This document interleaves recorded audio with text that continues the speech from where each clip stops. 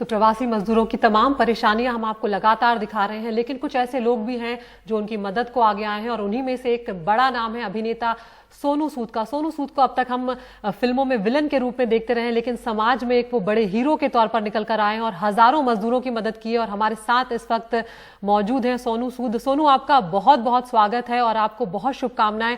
आप इतना अच्छा, इतना नोबल कॉज आप कर रहे हैं और किस तरह से आप मजदूरों की मदद कर रहे हैं। सोनू, सबसे पहले आपसे मैं ये जानना चाहूंगी कि क्या वो तस्वीरें, क्योंकि सबने कई तस्वीरें हमने देखी हैं लगातार जिसमें आप मदद कर रहे हैं, लेकिन क्या वो ऐसी चीज थी जिसके बाद आपको ये लगा कि अब शायद आगे आने की जरूरत है और अब इन मजदूरों को मदद करनी ही होगी?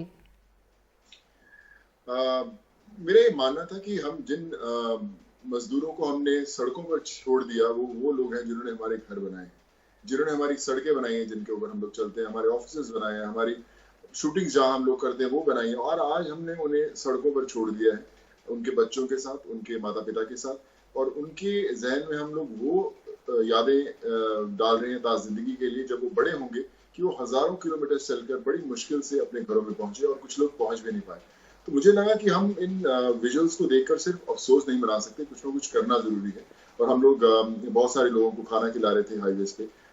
मेरी एक बड़ी अच्छी दोस्त है नीति गोयल, हम लोग ने दहीसर यहाँ पे मुंबई में एक कलवा चौक है, वहां पर बहुत सारे माइग्रेंट्स को हम लोग खाना दे रहे थे। तो हमें एक परिवार मिला जो पैदल कर्नाटका की तरफ जा रहा था। तो हमने पूछा कि कितने किलोमीटर जा रहे हो, बोले कि हम 600-700 किलोमीटर पैदल चल के जा रहे हैं। छोटे छोटे बच्चे थे उनके साथ। तो मैंने उनको रोका और हमने बोला कि क्यों ना इनके लिए परमिशन लेके आकर हम इन्हें भेजा जाए। और फिर थोड़ी सी भागदौड़ की जब हमने, मैंने मुंबई में, महाराष्ट्र में सारी परमिशन ली, फिर कर्नाटका सरकार से परमिशन ली, और पहली दफा हमने 350 लोगों को एक साथ भेजा। और उनकी आंखों में आंसू थे, खुशी थी, कुछ रो पड़े लोग। तो मुझे लगा ये तो वो 750 लोग हैं जिन्हें 350 लोग हैं जिन्हें हम भेज पा रहे हैं, पर ऐसे हजारों लाखों लोग हैं हिंदुस्तान के कोने कोने में जिनको हम हम भेज नहीं पाएंगे। तो मुझे लगा कि ये बहुत जरूरी है शुरू करना। फिर हमने पूरे हिंदुस्तान में जहां जहां लोग अटके वहां उनको बुलाना शुरू किया। मैंने उत्तर प्रदेश सरकार से बात किया, मैंने बिहार में बात किया, उत्तराखंड, उड़ीसा, झारखंड, हर सब जगह बात कर करके हमने वो परमिशन लेके आए और फाइनली हम लोग उनको उनके घर में भेज पाए।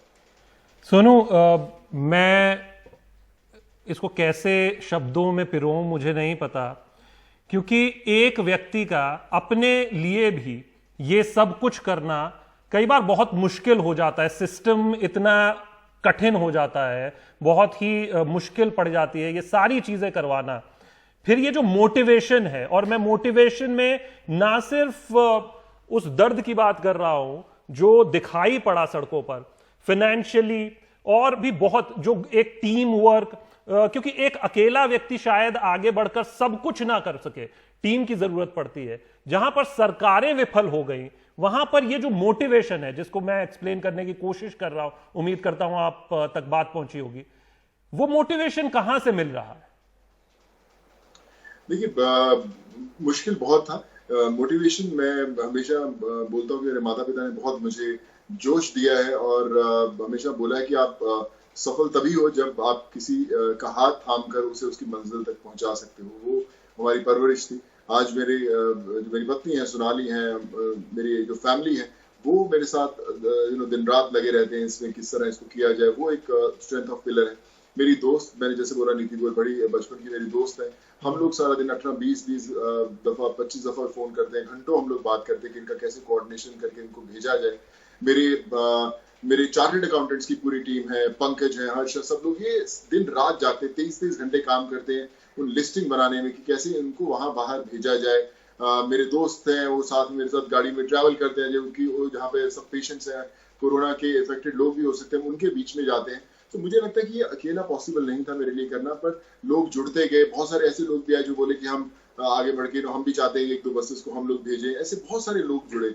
मेरा मानना यही कि जब आप पहला कदम आगे रखते हैं तो कारवां बनता जाता है। मेरा कारवां भी बनता गया और अभी भी बन रहा है, लेकिन लिस्ट बहुत लंबी है। हजारों लोग, लाखों लोग अभी भी अटके हुए हैं। आज भी मैं जैसे आपसे बात कर रहा हूँ, लगातार फोन बज ही रहे हैं लोगों के।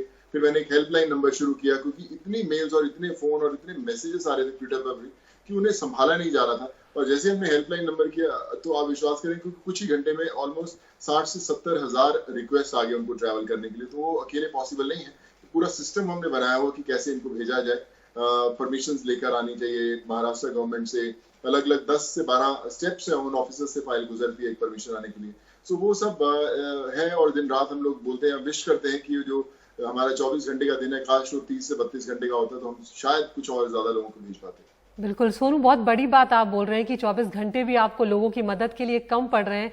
लेकिन सोनू, यहाँ पर मैं ये जरूर आपसे जानना चाहूंगी कि आपके अंदर क्या फीलिंग आती है जब आप कई मजदूरों को देख रहे हैं जो पैदल चल रहे हैं, उनकी जान जा रही है, छोटे बच्चों की हम खबरें देख रहे हैं कि किस तरह से वो पैदल चल रहे हैं।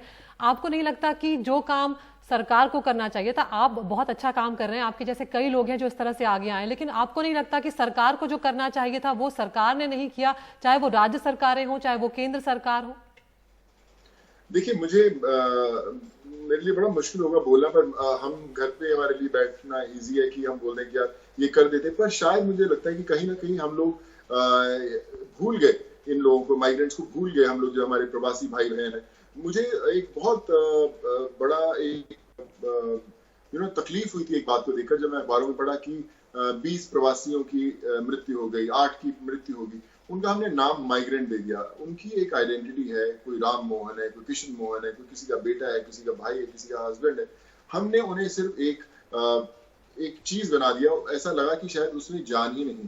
तो मुझे लगा कि इन जो हमारे हिंदुस्तान की मैंने धड़कन बोलता हूँ, अगर हम उस धड़कन को कहीं ना कहीं पिछाड़ देंगे, भूल जाएंगे और उन्हें सिर्फ एक प्रवासी का नाम देकर उन्हें सड़कों पर छोड़ देंगे तो हम फेल हो जाते हैं। मैं कहता हूँ कि अगर सिस्टम सरकार थोड़ा सा इजी कर देती है इनके जाने के लिए तो शायद और आसानी से चले जाते। ये लोग तो जाएंगे, चाहे वो पैदल जाएं, चाहे वो ऑटो में बैठ के जाएं, ट्रक में बैठ के जाएं, या मैं उन्हें बसेस में बिठा के भेजूं, लेकिन ये लोग तो जाएंगे ही जाएंगे। अभी कितनी आसानी से जा पाते हैं, मैं थोड़े मेरे दोस्त होंगे तो मैं इजीली परमिशन दे पाता हूँ या सिस्टम मेरे लिए थोड़ा सा आसान होगा।